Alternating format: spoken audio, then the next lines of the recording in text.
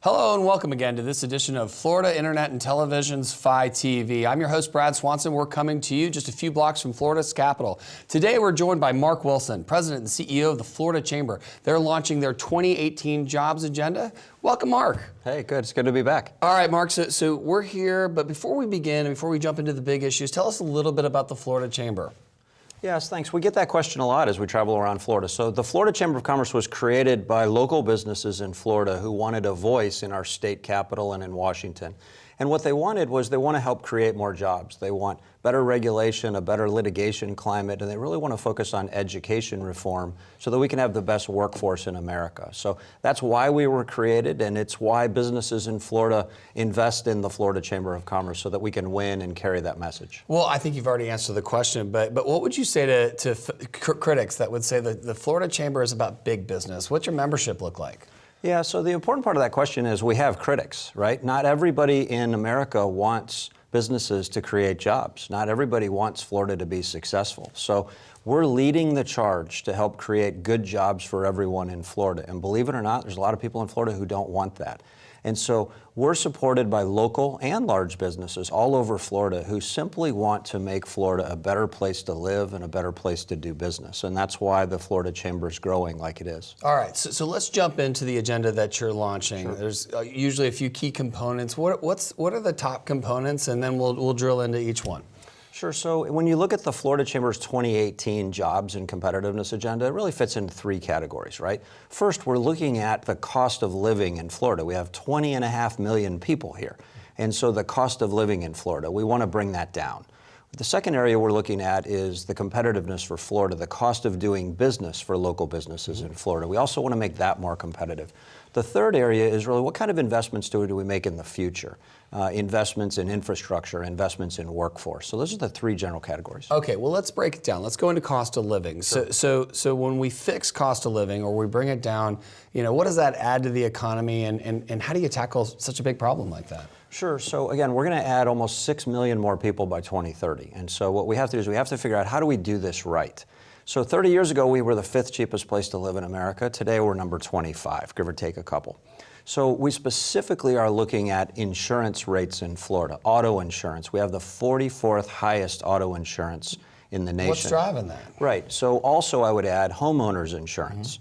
Homeowners insurance rates are up as much as 10% in Florida. The common denominator, personal injury trial lawyers in Florida have made laws in Florida, plus the Supreme Court has overridden the will of the legislature. So now homeowners rates are on the rise, auto insurance rates are on the rise, not to provide more benefits to the insured, but to specifically provide more money and benefits to trial lawyers. And if we fix that, that will bring the cost of living in Florida down. Okay, so if we handle cost of living, then we think about who's providing the jobs. This is the job creators, the business owners, the managers.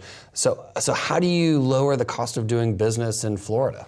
Yeah, I mean, Florida's already pretty cheap for businesses, it seems like. Well, there's two sides to that story, right? Okay. So what we want to do is we don't necessarily want to be cheap. We want to make Florida more competitive. And so if you think, for example, our regulatory environment in Florida, we've eliminated almost 4,500 regulations since Governor Scott was elected in 2010. We're clearly on the right track there. But when you look, for example, at our workers' compensation system in Florida, right? Workers' compensation rates in Florida are $1.5 billion higher than they should be. Rates are 14.5% higher for local businesses in Florida, all so that personal injury trial lawyers can make more money. So in a couple of years, Florida will have the highest workers' comp rates in the Southeast. So fortunately, the legislature can fix that. It doesn't cost anything to the taxpayer if the legislators will have the courage to put local businesses and workers ahead of trial lawyers. So that's just one example. If we also look at taxes, right? So we don't have a personal income tax in Florida. Right. A huge attractor. So the business community pays a lot of taxes in Florida. We're the only state in the Southeast that has a tax on business rents.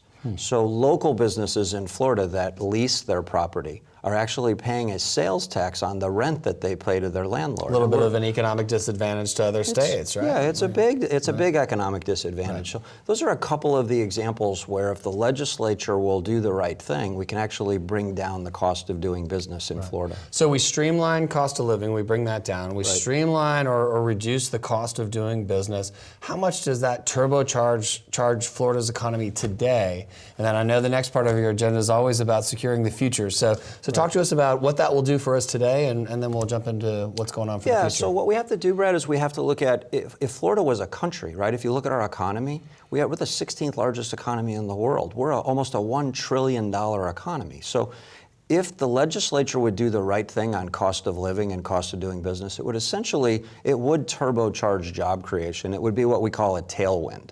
We're already creating 1 in every 10 U.S. jobs from a new job perspective. What this would do is actually accelerate that. Florida can show the rest of the nation how to do private sector job creation. So that would be the net effect of the legislature putting local businesses first. Right. So when our industry looks at the future of Florida, we look at the growth, right? The internet and television industry, has the same issue that most people do. It's talent, and how do we fill our pipelines with the right people today? And then how do we know for the future, the new technology, we're going to have the right workforce, and how do we get ready for tomorrow? What are you guys proposing this year? Yeah, so if you just look at Florida today, right, we have 221,000 jobs that are looking for people. We have 338,000 people that are looking for jobs. So we don't have an unemployment problem, we have what we call a skills gap problem. So the answer lies in education, it lies in skills training, it lies in workforce training. Unfortunately, the legislature last year actually defunded our state college system.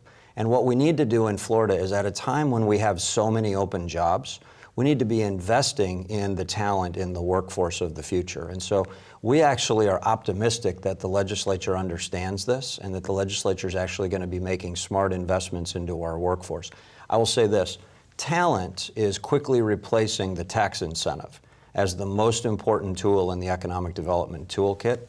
And it's something that we have to get right in Florida. Yeah, so it's interesting that you mentioned the state college system. So our industry invited Madeline Pumariega, who's head of the college system, to tell us about how these state colleges are tailoring workforce supply training programs in every community across the state. It seems like that's a natural for investment for the future of all businesses, including the ones in our industry as well. Yeah, it's a really great point. I think, if you remember, the business community is the end customer. We're the ones who are hiring millions of people, right? And so if you think of it, the universities, the public universities in Florida, they're really research universities. And we should be investing in the research that those universities are doing so that we can commercialize that. But if you want to know where the workforce comes from, they're the workforce colleges. We have 28 state colleges.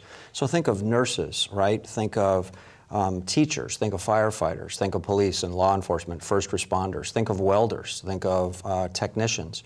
So between career academies and our workforce colleges, and don't forget the ICUF schools, some of the private schools in Florida, what Florida has is we need to refocus on making sure that we have a workforce that's prepared to work, and which means we need an all-of-the-above strategy. Right. So when you're thinking about these great proposals that you come out with every year, they make so much sense to your average business owner and folks in the community.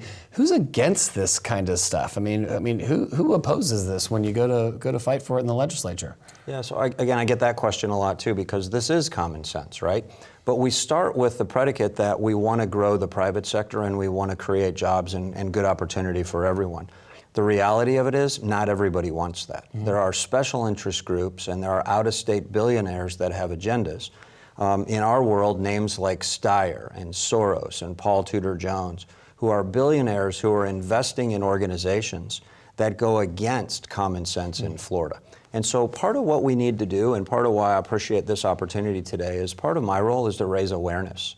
To simply raise awareness to the fact that Florida can continue to win, but we need our legislators to put the voters, the taxpayers, the consumers, and the long term ahead of the short term. And then we're going to be just fine. Well, so I know you don't do this alone, right? Our association, plus our members, are members of the Florida Chamber.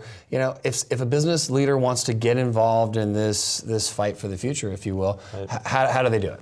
Yeah, so it's real simple. And first of all, thank you for your support. And we have partnerships with local chambers of commerce and trade associations all over Florida. We're really a big federation that's trying to make Florida more competitive. When businesses want to get involved, they simply go to our website, FLchamber.com. It's easy to find me. It's easy to find the Florida Chamber. They could call me if they wanted to. If they want to do it the old-fashioned way, right? They could call us at 850-521-1200.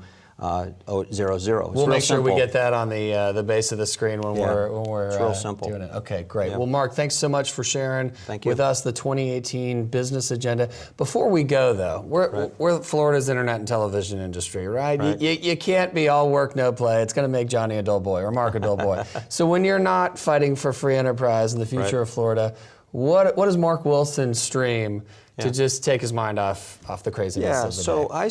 I have 60,000 miles on my car, and it's only about 16, 18 months old. So I spend a lot of time on the road. So I actually spend a lot of time in hotels. I spend a lot of time streaming. I'm either doing a Bible devotional, I'm either downloading something from racing, from the INSA WeatherTech series, or I'm watching a TED Talk on some issue that I don't know anything about and I need to know more about. Right, all right. Well, that's the beauty of the internet. You can get to anything that either takes your mind off of what you're doing of the day, or it helps you refocus your mind on the task at hand. So, Mark Wilson, President, CEO of the Florida Chamber of Commerce, thanks so much for joining us. Thank you. Thanks for your support. Thanks. That's all the time we have for today's show. For more stories and interviews about politics or the innovations that you'll get in your home or wherever you connect, hit us up on our social media accounts at Twitter, Facebook, and LinkedIn. As for everyone else in our industry, the Florida Internet and Television providers and the over 100,000 people that make it all possible, just remember, we're the industry that connects and entertains. Thanks for tuning in.